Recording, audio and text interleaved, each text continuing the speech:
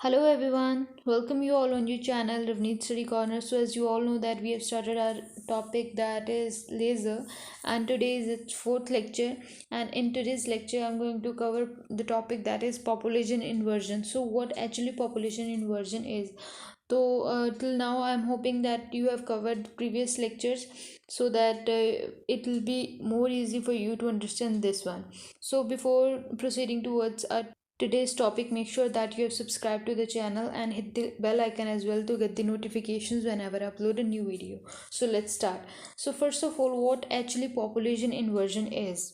So basically population inversion is a kind of condition we have already studied about it in our previous lecture, that is Einstein's theory of stimulated emission, that it is a important condition, it is a necessary condition for light amplification to occur. So what actually happen in laser population inversion? So the main thing that occur in population inversion is n2 will become greater than n1. So what n2 and n1 here? So n2 and n1 are the number of atoms in state 1 or 2, which is a ground level and excited state, E1 and E2. Okay, so these two are the states, and different number of atoms are present in E1 and E2, and according to number of atoms we can say whether it is population inversion or not. So this is normal state in thermal equilibrium, in which you can see then there are more number of atoms present in ground state as excited state. So this is the condition in which there is not any kind of light amplification occur. So what actually happens in the state of thermal equilibrium at temperature T Kelvin? So we all know that the minimum temperature is 0 degree Kelvin. We don't have a negative temperature in Kelvin. So the ratio of number of atoms in the energy levels E2 to the energy level E1 is given by Boltzmann distribution function. So this is Boltzmann distribution function, and it is represented by N2 by N1, where N2 and N1 are the ratio of the atoms in level 2 to the level 1.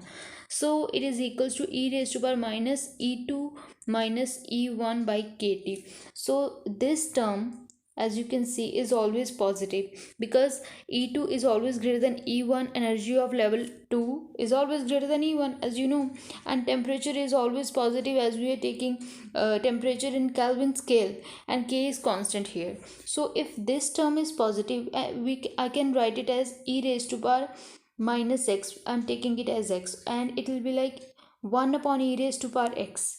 Okay, so according to this, n2 will always be less than n1.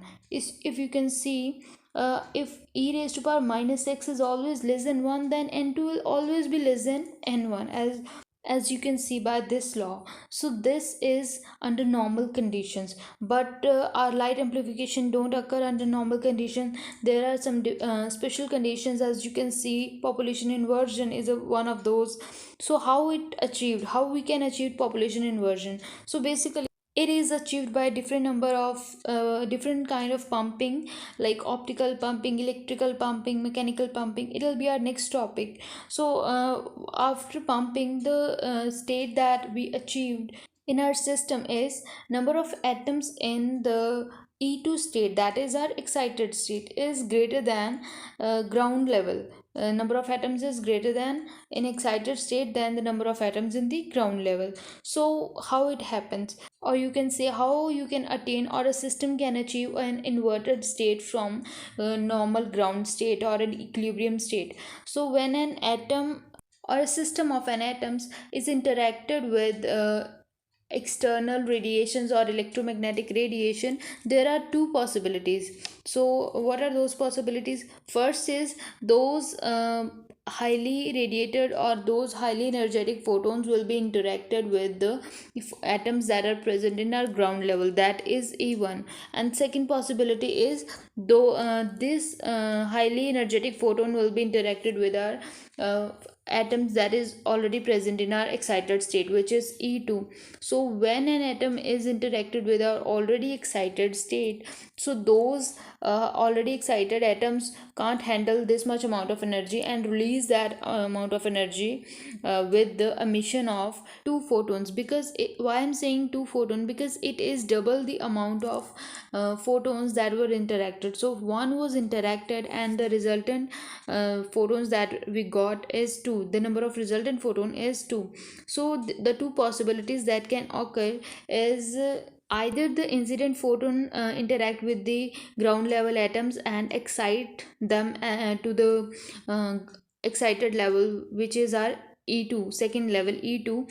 And the another possibility of incident photons to exhibit is they can interact with the second level atoms, which is already in excited state with the absorption of a photon, and now they can release that photon along with the photon that is incident or interacted with those photons of level E2. So they can either take path 1, which is direct emission, or can take path 2, which is via metastable state.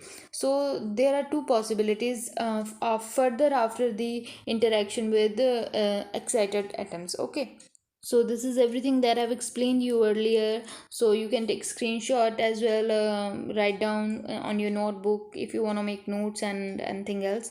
So this is exactly what I've told you earlier. Okay, so what actually happened, there are two possibilities I've explained you. So basically you can see, if I'm giving one photon, it'll give us two in return, and if I'm giving two, it will give us 4 in return. So this is basically the light amplification. So as I've already explained that in normal state, normal ground state, or can say equilibrium state, n2 will be always less than n1. So number of atoms in the excited state will be less than ground state. Okay, so if however by some mean the number of atoms in the higher energy state would be made sufficiently larger than lower state. So what are those means? I've told you that those means are pumping, different kind of pumping, which is optical pumping, electrical pumping, and mechanical pumping, and different type of pumpings as well. So this is the mean that I've written here, the mean by some means. These are those means. Okay, so then stimulated emission is promoted.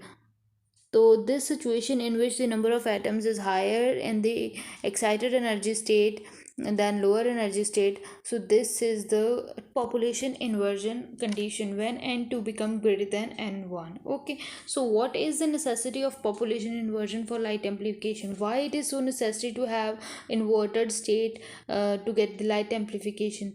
So light amplification is only possible through stimulated emissions, as we have already studied. So the process of stimulated emission must be dominate over the other two processes, which is absorption and spontaneous emission. And we have already studied in our previous lecture, that is Einstein theory of stimulated emission, that you can get the state of stimulated emission by two means, which is by having q value greater larger q values, and by having n2 greater than n1. So what is q here? Q is the density of incident photons. Okay, so necessary condition for stimulated emission is one of the necessary condition is n2 greater than n1.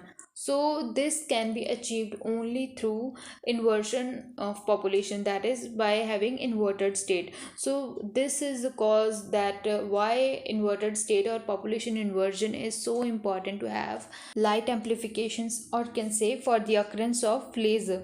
Okay, so I hope everything is clear to you now why population inversion is important and what actually population inversion is. So how this and our previous lecture, that is Einstein's theory of stimulated emission, is interlinked.